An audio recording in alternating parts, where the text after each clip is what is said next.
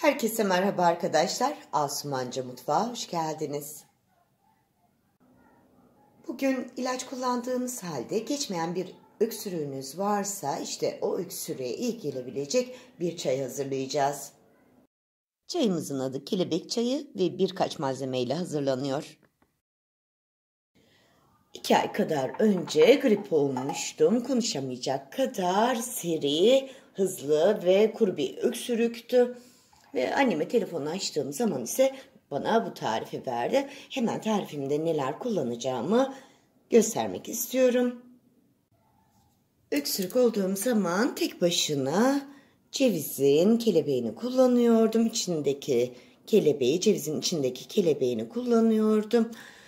Bunu kaynatarak bunun suyunu içiyordum ama bunun suyunu kaynattığım halde tek başına bunun da faydasının olmadığını gördüm.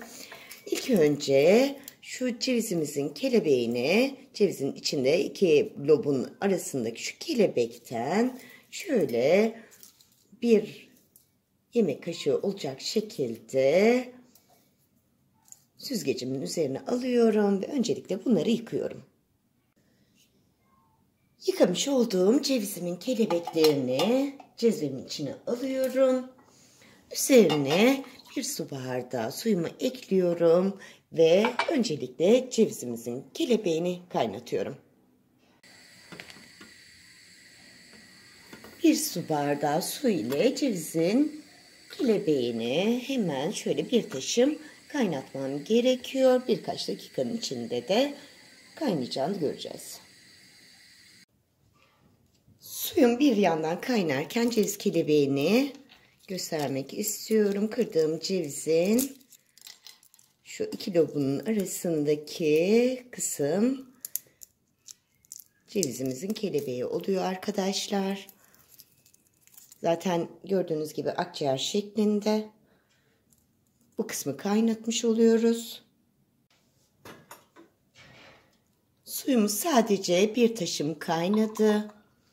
Hemen suyumuzu süzdürüyorum.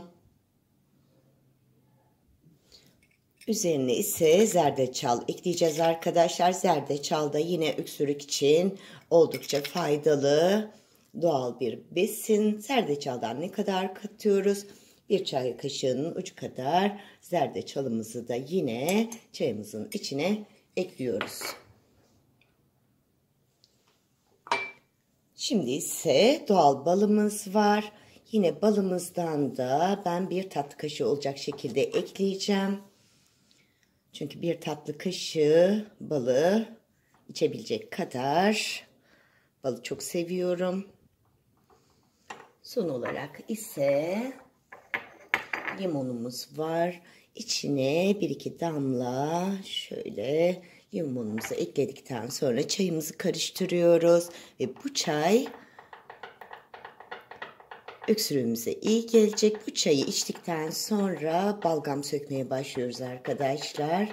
2 gün içerisinde de öksürüğümüz kesiliyor. Afiyet olsun, şifa olsun.